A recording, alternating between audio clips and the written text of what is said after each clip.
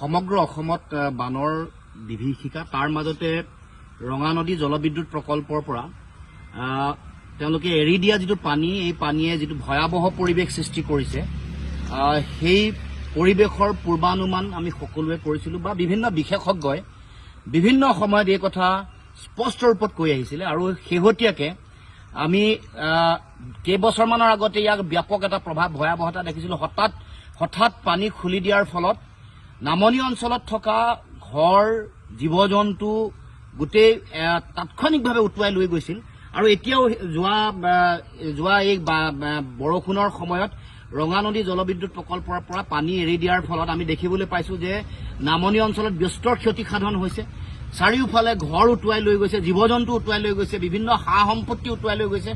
আৰু কেৱল মাত্ৰ 405 মেগাৱাট ক্ষমতা সম্পন্ন জলবিদ্যুৎ প্ৰকল্পৰ পৰা পানী এৰি দিয়াৰ ফলতে এই ভয়ংকৰ ভয়াৱহ পৰিৱেশ সৃষ্টি হৈছে গতিকে আমি সকলোৱে এই কথা অনুমান কৰা প্ৰয়োজন যে এই ইয়াতকৈ 5 গুণ বেছি ক্ষমতা সম্পন্ন নামনি সোৱণশিৰি জলবিদ্যুৎ প্ৰকল্প যাৰ উৎপাদন ক্ষমতা 2000 মেগাৱাট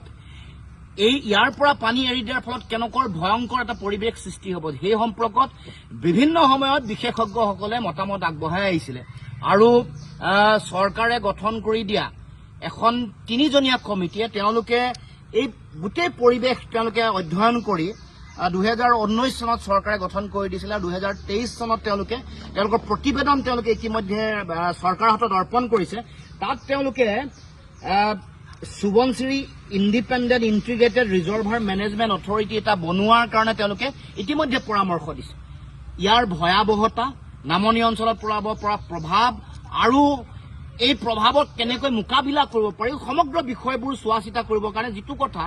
চৰকাৰে কাৰ্যকৰী কৰা নাই নকৰি এতিয়া শেহতীয়াকৈ সোৱণশিৰি জলবিদ্যুৎ প্ৰকল্পৰ 700 মেগাৱাট ক্ষমতা এই বছৰ মে' মাহতে উৎপাদন কৰিবলৈ তেওঁলোকে চিন্তা চৰ্চা কৰিছে 2026 চনত তেওঁলোকে সম্পূৰ্ণ 2000 মেগাৱাট ক্ষমতা তেওঁলোকে সম্পূৰ্ণ উৎপাদন কৰিবৰ কাৰণে ইতিমধ্যে চিন্তা চৰ্চা বা পৰিকল্পনা প্ৰস্তুত কৰিছে আনকি আপোনালোকে জানে যে ৰঙা নদী প্ৰকল্প অসম সীমান্তৰ পৰা 30 কিলোমিটাৰ দূৰত আছে কিন্তু এই সোৱণশিৰি জলবিদ্যুৎ প্ৰকল্প অসম সীমান্ততে অসম আৰু অৰুণাচল সীমান্ততে আছে আৰু এই য'ত সোৱণশিৰি জলবিদ্যুৎ প্ৰকল্প য'ত গঢ়ি তুলিছে য'ত বান্ধ নিৰ্মাণ কৰা হৈছে তাত আপোনালোকে জানে যে অধ্যয়নে কৈছে তাত এটা ফল্ট এটা আছে এটা য'ত এই ফল্টটোৰ পৰা বৰ বেছি দূৰ নহয় ইয়াৰ মাটিৰ গুণাগুণৰ লগত আকাশ পাতাল বেলেগ অঞ্চলৰ মাটিৰ আকাশ পাতাল পাৰ্থক্য আছে শেহতীয়াকৈ গাৰ্ডৱাল খহি কেনেকৈ যিটো ডাইভাৰচন টানেল যিটো আছে সেইটো কেনেকৈ বন্ধ কৰিছে আপোনালোকে সকলোৱে দেখিছে মাজে মাজে গাৰ্ডৱাল ভাঙে ডাইভাৰচন টানেল এনেকৈ বন্ধ হয় আৰু আনকি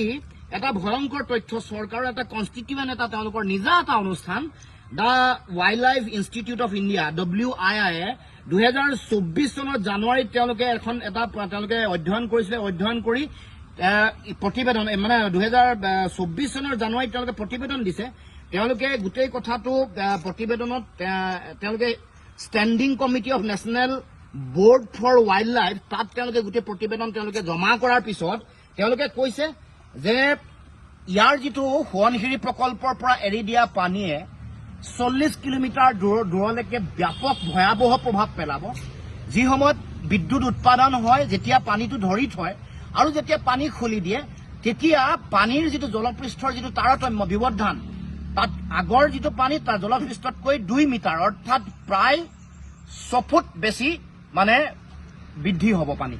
6 ফুটতকৈ 6.5 ফুটতকৈ বেছি পানী বৃদ্ধি হ'ব আগৰ জলপৃষ্ঠতকৈ আৰু গোটেই পানীৰ যিটো সামূহিক উচ্চতা সেইটো হ'ব 6.75 মিটাৰ তাৰমানে প্ৰায় 20 ফুট ওখলৈকে পানী ওপৰলৈ উফন্দি উঠিব আগৰ যিটো জলস্তৰ আছে তাৰমানে ভয়াৱহতাটো আৰু কৈছে যে দুলুং সোৱণশিৰি যিখন বন্যপ্ৰাণী অভয়াৰণ্য আছে তাত থকা যিসমূহ হাতী আছে বা আন বনৰীয়া জীৱ জন্তু হাতীৰ পোৱালি তেওঁলোকে এলিফেণ্ট কৰিডৰেদি আহিব নোৱাৰে তেওঁলোকক উটুৱাই লৈ যাব বুলি কৈছে আৰু এইখনত যেতিয়া এই প্ৰকল্প সম্পৰ্কত যেতিয়া প্ৰশ্ন উত্থাপন কৰিছে যে হাতীৰ এই অৱস্থা হ'ব হাতীক উটুৱাই লৈ যাব তেতিয়াহ'লে সাধাৰণ মানুহ কি হ'ব তাৰ নামনি অঞ্চলত বসবাস কৰা সাধাৰণ মানুহৰ জীৱন আৰু সম্পত্তিৰ নিৰাপত্তা কি হ'ব সেই সম্পৰ্কত প্ৰশ্ন কৰোঁতে এই তেওঁলোকৰ চৰকাৰৰ যিখন তেওঁলোকৰ the wild life institute of India তেওঁলোকৰ যিসকল বিশেষজ্ঞ তেওঁলোকৰ যিখন কমিটি তেওঁলোক নিমাত আছে তেওঁলোকে কৈছে আমি যিহেতু বন্যপ্ৰাণী সম্পৰ্কতে অধ্যয়ন কৰিছোঁ গতিকে ইয়াৰ পৰা সহজে অনুমেয় যে হাতীৰ এই অৱস্থা, 40 কিলোমিটাৰ দূৰলৈকে এই অৱস্থা, 6.5 ফুটতকৈ বেছি আগৰ পুৰণা পৃষ্ঠতকৈ ওপৰলৈ উঠিব, মুঠতে সৰ্বমুঠ প্ৰায় 20 ফুট ওপৰলৈকে পানী ওপৰলৈ উঠিব, 6.75 মিটাৰ। গতিকে সেই এনেকুৱা এটা পৰিৱেশ পৰিস্থিতিত কেনেকুৱা ভয়ংকৰ ভয়াৱহ পৰিৱেশ হ'ব এইটো আমি সকলোৱে অনুমান কৰিব পাৰিছো। ৰঙা নদী এই নদীবান প্ৰকল্পৰ ভয়াৱহতাক লৈ আমি আগতেও উল্লেখ কৰিছিলো। মই সদৌ অসম ছাত্ৰ সন্থাৰ সাধাৰণ সম্পাদকৰ দায়িত্বত থাকোঁতে কৈছিলো যে এইটো যিটো ভয়ংকৰ পৰিৱেশ সৃষ্টি কৰিছে, বিভিন্ন বিশেষজ্ঞও পৰামৰ্শ দিছে, মতামত আগবঢ়াইছে। আনকি প্ৰতিষ্ঠাকালৰ যিগৰাকী মুখ্য অভিযন্তা তৰুণ চন্দ্ৰ বৰগোহাঁই ডাঙৰীয়াই নিজৰ প্ৰতিবেদন দি তেওঁ লিখিছে, লিখা মেলা কৰি কৈছে যে ডিকমিছন কৰিব লাগে, তাৰমানে পুৰণা বান্ধটো ভাঙি পেলাব লাগে। আৰু আমিও সেই সময়ত দাবী উত্থাপন কৰিছিলো যে ডিকমিছনৰ বিকল্প নাই। পৃথিৱীত বিভিন্ন জলবিদ্যুৎ প্ৰকল্পই ভয়াৱহতা সৃষ্টি কৰা, মানুহৰ নামনি অঞ্চলত বসবাস কৰা মানুহৰ জীৱনলৈ ভয়াৱহতা নমাই অনা বহু এনেকুৱা ধৰণৰ বৃহৎ নদী বান্ধ এনেকৈ ডিকমিছন কৰা হৈছে, ভাঙি পেলোৱা হৈছে। গতিকে যিহেতু ইয়াৰ লগত জড়িত মুখ্য অভিযন্তা বিশেষজ্ঞই ইতিমধ্যে কৈছে যে ৰঙা নদী এই নদী বান্ধ প্ৰকল্প ডিকমিছন কৰিব লাগে। NSPC কৰ্তৃপক্ষক সেই সম্পৰ্কত বিভিন্ন সময়ত আহ্বানো জনাইছে। আৰু বহু দীঘলীয়া সময় যেতিয়া চিল্ট্ৰেশ্যন হয়, ইয়াৰ যিটো উৎপাদন ক্ষমতা লাহে লাহে কমে আৰু ই যিহেতু ভয়াৱহতা আনিছে। আগতে কেতিয়াও এই অঞ্চলসমূহত ৰঙা নদীৰ নামনি অঞ্চলত কেতিয়াও এনেকুৱা ভয়ংকৰ প্ৰলয়ংকাৰী বানপানী কেতিয়াও হোৱা নাছিলে। এইটো যে নদী বান্ধ সৃষ্ট এইটো স্পষ্ট। সেইকাৰণে এই যিটো অবিজ্ঞানসন্মতভাৱে গঢ়ি তোলা এই নদী বান্ধ প্ৰকল্প ডিকমিছন কৰি নামনি অঞ্চলৰ মানুহৰ জীৱন আৰু সম্পত্তিৰ নিৰাপত্তা নিশ্চিত কৰে।